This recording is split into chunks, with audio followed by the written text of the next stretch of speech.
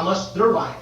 Maybe this is a big conspiracy against Paul. I don't think so. Well, I guess you can call it like a little white lie. You're going to tell us a lie about something that means nothing, about a black eye. Take a polygraph right now. How would you do? Do fine. Let's do it. I already told you I have to talk to my parents anyway. I have to go at 4 o'clock, so. You are now looking at 19-year-old Paul Flores, a man who managed to avoid consequences for over 27 years. May 24, 1996, in San Luis Obispo, California. It was Memorial Day weekend, and 19-year-old Kristin Smart and her friend decided to attend a college party. Her friend went home early and Kristin started walking to another party at a fraternity house. By 2 a.m., Kristin was found passed out on the lawn of the neighboring house by 2 fellow students after becoming highly intoxicated. Both students helped Kristin stand up and started trying to get her back to her dorm room. This is when Paul, who was at the same party, decides to offer his assistance. As he lived closest to Kristin's dorm, he assured them he would get her back safely, so the students left her alone with Paul. This was the last confirmed sighting of Kristin Smart. We will now break down the interrogation of Paul Flores and detail the evidence against him, as we discover how a guilty man got away with murder. This interrogation footage has only been released to the public in 2023. For context, Kristin will be referred to by her nickname Roxy throughout the interrogation. This interview also took place 1 month after Kristin's disappearance.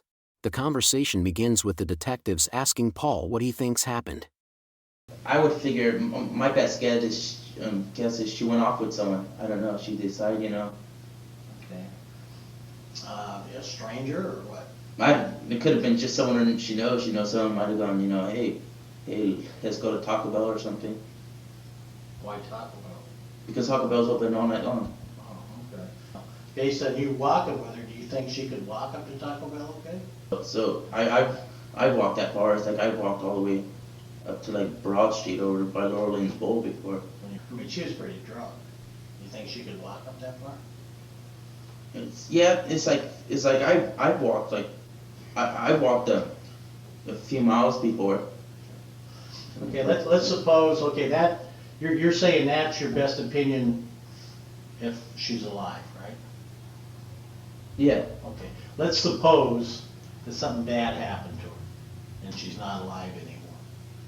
What would be your best guess or your opinion as to what happened to her if she's not alive anymore? What do you think happened? I would say like someone who she hitchhiked with or something abducted her or something, Why would she be hitchhiking? Well, I'm saying, people said they saw her hitchhiking, so. Okay, but those people are mistaken. Let's say she was last in the area of the dorms there where you walked away from her. Okay. And there's nowhere to hitchhike right in there. What do you think, if something bad happened to her, what do you think happened to her from that point where you last saw her? I don't know. Well, let's say, just an opinion. See, we ask everybody for their opinion because it helps us, because we sometimes look at this and we don't see the whole picture. So we ask everybody, hey, what do you think happened to her? And they tell us, and sometimes it's good, sometimes it's bad. But we like to get somebody else's opinion as to what they think might have happened. I just think she probably took off with someone. Okay, well, let's say something bad happened to her. She didn't take off with anything. Something bad happened and she's dead. Let's say she's not alive anymore. Okay. What do you think happened to her? Someone put her in the car and took her someplace. I don't know. Okay. What if somebody didn't have a car to put her in? What happened to her? I have no idea. What would be your best guess? I don't have any guess. Just like ask someone to borrow the car or something. A missing persons report was not filed until 3 days after Roxy's disappearance, as the university assumed she had went on vacation for Memorial Day weekend. You think she got put into a car somewhere and taken somewhere? That'd be your best Yeah, guess. but I don't think anything happened to her on campus. I think, she probably wouldn't. Why do you think somebody would want to kill her? I don't think anyone, it's like, you don't even know, it's like people, it's like, I don't know why people do drive-bys either, or anything, but people do that, right, Yeah. Okay. Let's suppose you came on to her a little bit, you're an American boy like any of us would be, and you know, you got, play a little kissy face, a little touchy poo, this kind of stuff. You know, if you did that, would you tell us about it and not be afraid to tell us? Because it's very important that you tell us everything, because remember, we've talked to a whole lot of people, and they've told us some things, and we tried to fit all these pieces together. Now, if something like that happened, it doesn't mean anything bad, but it's very important to this total picture that if you did do, you know, kissed her a little bit or touched her a little bit, which is nothing wrong with it, but if you did, it's real important that you tell us so that we can fit all these pieces together based on what everybody's telling us around here. And I could see somebody, you know, kissing her or you know, especially when she comes on to him, then being afraid to say anything because now she's missing and that person might think, oh God, I'm a suspect. But you know, we wouldn't think that. Did something like that happen, you know, based on her being a little little loose or anything? No. Never kissed her or anything? Never. No. Did you want to kiss her? No, I didn't feel, I don't remember feeling any attraction towards her, so. Okay. 5 months before this interview took place, Paul apparently, while intoxicated, tried to force entry into a woman's home. The police were called and Paul was not arrested. Let's go back to the party for a second. If somebody at the party, not just somebody, maybe, how many, 4 or 5 people? 4 or 5 people told us that they saw you trying to kiss her at the party. And in fact, it was in the hallway at the party. And you were trying to kiss her. In fact, I think she fell down on the ground and you were kind of laying down next to her trying to kiss her or something. Can you remember what happened with that? Never even, I don't remember doing anything like that. Okay.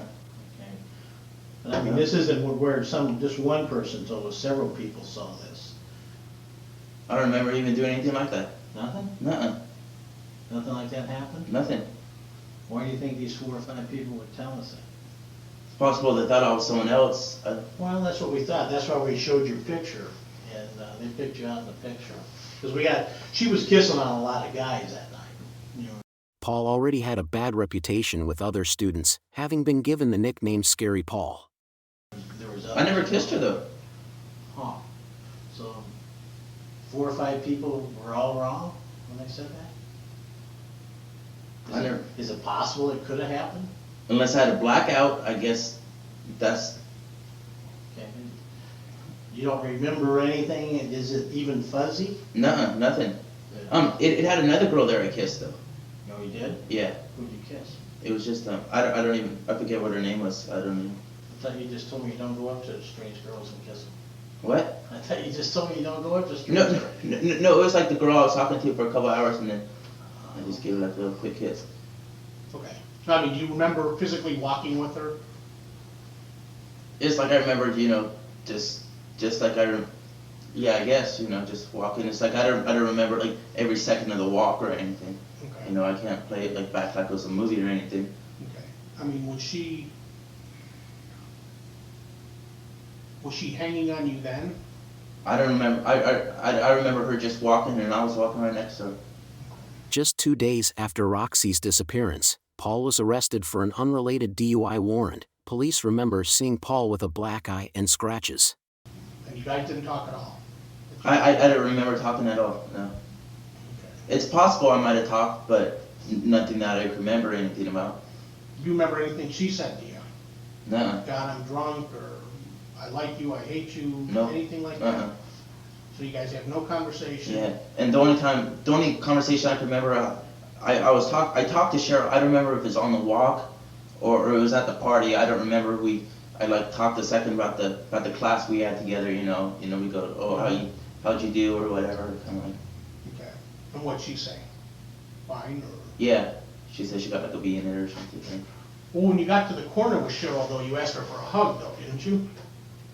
Good night hug? Not that I remember, no. You didn't ask her for a good night kiss? I'm not saying No. you were all over, I'm just saying that you asked her for a hug, which isn't inappropriate Yeah, or wrong or anything. there isn't anything wrong with asking someone for a hug, yeah. You know what it tells me also? You asked. Which is the gentleman thing to do. Right, you asked, you didn't do it, you asked. Yeah, but I'm just saying I don't even remember doing anything like that. Yeah. So then you walk Roxy up to where? up to, because what has the driveway, you guys went with me over there, and just like, I remember, I walked with her to where the driveway was, and I went up to my dorm, because the walkway goes that way towards my dorm, and then she started walking up that way. Paul claims he walked Kristin as far as his dorm and let her walk the rest of the journey to her dorm by herself. His dorm was not searched until 2 weeks after Roxy went missing, and by that time university cleaners had already cleaned out his room. You don't know what you were wearing that night? Okay. Somebody who didn't know anything about this case but came forward after the publicity Okay? and said that she saw a guy fitting your description with the Baltimore Orioles cap, doesn't know your name, doesn't know you from Adam, and a girl that was taller than him, walking up that way together. Would that be accurate, or would that be false? Walking where? Up towards, Past where you last saw her. past where you last saw her exactly. Nuh-uh, I didn't see her after that. Okay. No, I mean, did you take a turn with her going up her walkway? That's what I'm Nuh-uh. asking. Nope. You know what a photo lineup is, Paul? Yeah. You know, where you Huh? get a picture and you put 5 other pictures Yeah. in there, and then somebody looks at Right. it. What if we did a photo lineup and somebody picked your picture out of 6 and said they saw you with Roxy at a location other than where you said you were at? In other words, you told us you last saw Roxy going up her walkway and you were coming this way. What if somebody saw the two of you together somewhere other than right there? Well, they probably saw us before. No, they weren't at the party. They just saw you, and we can't give you all the information that we have because it's kind of confidential, but they saw you at a location other than what you told us about. Now, is there something you haven't told us, something you left out? Nuh-uh. Why would they say they saw you someplace other than right there? I have no idea. And they pick your picture out, and they pick Roxy out of the lineup. I have no idea. See, that's why we're getting kind of confused. And I'll tell you. That's the last time she walked that way, I walked to my door. Okay, Paul, you know what, and Throughout this interrogation, Paul keeps his responses minimal with "I don't know" and "I have no idea," almost like he was advised by a lawyer prior to this interview. like Investigator Hobson said earlier, and I don't want you to think that we're pinning on you as the suspect, Uh-huh. but some of the things you're telling us aren't adding up, and I'll tell you why, I Okay. think. I think you don't want to tell us everything because it's going to make you look like a suspect, but it's just the opposite. See, we just didn't pick your name out of a hat and say, okay, let's go talk to Paul today. Right. After we get all this information, now we're not looking at you as a suspect, but we're saying, okay, some of the things he told us isn't adding up. I think I know the reason why, personally. Because if you tell us everything, it's gonna make you look like a suspect. And that's not the way we look at it. You understand where I'm coming from? Okay? Right. What we need from you is just your complete honesty. And if it makes you look like a suspect, it doesn't. Mm-hmm. All you need to do is explain it to us what happened.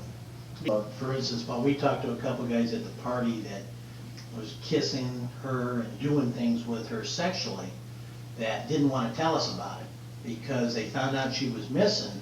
And they said, oh God, if we tell these guys that we were kissing her and touching her at the party, these 2 guys are going to think I'm a suspect. So initially when we talked to these guys, they left all that stuff out. They didn't tell us what they'd been doing with it. Yeah. So then we found out through other people that they were. So naturally we go back to them now, and because they're not telling us the whole truth, we start getting a little suspicious. So finally, they sit down and they admit, okay, this is what happened. Then they tell us, yeah, I was kissing her, I took her out back, and I was touching her. I did a few things, but that was it. See? I didn't even know about that. No, because it went outside. But see, because they lied to us, it looked bad for them. That's what Detective Hanley is saying to you, that if you leave something out like these guys did, then it made us look at them a little harder. And then once they told us the truth, we could understand it, and other people saw some things that corroborated what they were talking about. So that's what he's talking about. Believe me, we think Yeah. what you're telling us is true, Right. okay? It's said throughout the investigation the police spent a lot of time painting Roxy out as a reckless underage drinker rather than focusing on finding out what happened to her. And since we think that, but we have other people says, well, geez, we saw a guy fitting this description with her.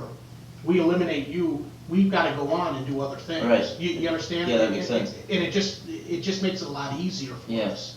Between you and I, is there anything you're leaving out? No. Think about the party now. No other contact. I think she might have said hi to me twice maybe, Uh-huh. but that was about. Do you remember running into her in the hallway? No. Positive about that. I don't remember at all talking to her in the hallway. Let me ask you this about It's the night. possible, I guess, it's, Right. anything's possible. You know, you can Sure. you can wind up saying something to someone and not remember it. Okay. It's like I don't even remember how I wound up walking with them. Like Uh-huh. Do you find that odd? what? Think about it. That you don't remember any conversation with Well, her. because I talked to a lot of people at the parties, like afterwards. Heck, if I remember who I talked to, so. Right, but what I'm saying, but not Paul, that I remember. is from the time you left the party with Roxy and Cheryl, Okay. okay? And Cheryl's probably walking a little bit in front of you guys. Yeah, she was. Okay. Right. Got you and Roxy behind her, okay? Okay. You stop several times, no big deal, because she's cold. You give her a quick hug, no big deal, right? Uh-huh. Or was it a big deal? No big deal. Okay. During this whole time, this almost 15-minute walk, you guys don't talk about anything. I don't remember talking about anything. It's possible, just it was small talk. Cheryl's got a pretty good memory. Okay. She wasn't drinking. And all she knows is that she was gonna help get Roxy home. And she started to walk with Roxy. And then that's when you joined in. Oh, see, I had no idea what Well, I'm doing. I'm Yeah, telling I you, know. I'm helping you out here. Okay. Work with me a little bit here, okay? All right. All right. She confirms what you said, that several times Roxy stopped and complained of being cold. Right. And she said you went over, and you didn't just rub her arms, you gave her some manly hugs, like a man would, like any man would. Here's a woman standing there that's half naked, the way she's dressed. She's got a little tank top, a half t-shirt, skin tight, black vinyl shorts, she's half naked. It's like wearing a bathing suit. Anyway, you reach out and you give her a good manly hug like Bill or I would do, okay? Mm-hmm. And then you'd walk a little more and she'd complain about being cold. You'd stop and give her a hug. Except at one point, you told Cheryl, go ahead, you can go on now. You don't need to stay around, go ahead, go. Well, Cheryl was concerned, so she said, no, I'm gonna hang around. Because she saw how drunk Roxy was. So she didn't want to just leave the two of you there. Cheryl was concerned that you were trying to get rid of her, and that was her concern. That's why when you got up to perimeter where she went off on Grand, Cheryl wanted to make sure that you were going to walk Roxy up to her dorm. Actually get her inside her dorm. Because Cheryl knew that Roxy couldn't make it to her dorm by herself. And so did Tim, the guy that found her at the party. See, when Tim found her, Who's Tim? he's the guy that had the party at the house. Okay, I think I know who that is then. And when he found Roxy, she was passed out on the neighbor's lawn. She was passed out on neighbor's lawn? Just laying there, half asleep. That's how much she had to drink, see. So Okay. Tim stands her up and says, man, she can't walk home. And Tim was gonna walk with Cheryl until you came along. And then you said, hey, I'm going up that way, I'll go with her. Tim said, hey, great, appreciate it. No, I don't remember that. A neighbor of Paul's mother said she found an earring on the driveway that Smart was known to wear. The tenant gave this item to the police, but they lost it. But she said you assured her, promised her, that you were gonna walk Roxy to her dorm, make sure she got in, because she was that drunk. I have no idea if they were saying that, or Well- even the conversation even took place. Well, I know it took place. We know that that wasn't the last place you saw her. That's the last place I saw it. Well, no, we know that's not true. See, and that's why we're trying to find out why you don't wanna tell us about whatever else happened. Just for my curiosity, where else was I seeing that then? I'm just curious. Well, we can't go into a lot of that because of, remember I told you it's a big puzzle? Yeah. And we have to kind of fit these pieces together. Uh-huh. If we tell you what we know, then it's like cheating at checkers. Oh. We don't want to cheat at checkers. All right. We want to be able to put it together so we can cooperate those things. Okay. See, one thing that really does look bad, and I don't know if you want to discuss this now, but we might as well. That we need to really get cleared up is, last time we talked to you, you had a black eye. Yeah. Remember that? Yeah. Okay. And what did you tell us? I told you I got it playing basketball. That's right. And where did you get it? In my car. What car? My Ranger at home. And how'd you get the black eye? I hit the steering wheel. That's about it. But like, how often do people hit their eye in the steering wheel? So. Why didn't you tell us that? Because it doesn't sound like a very likely thing. That's exactly my point. Do you see my point now, what I'm getting about on all this other stuff that happened? When you tell us something like that, and it doesn't make sense, see how bad it looks? Well, it doesn't matter if I leave out little details. Why does it matter who I was even with that day, though? I mean, like the Labor Day weekend or Memorial Day weekend. See, I don't even figure that out. Why does it matter? Yeah. Because that's how we found out you didn't get the black eye playing basketball. But I don't think there was any big deal, so. So you got it on 2 o'clock in the morning Yeah. on a Sunday, Right. taking Well, it was actually Monday then. Monday morning. And woke up in the morning. It's like I didn't think I hit it very hard, but then I woke up in the morning with it. What were you doing at 2 o'clock in the morning in your garage?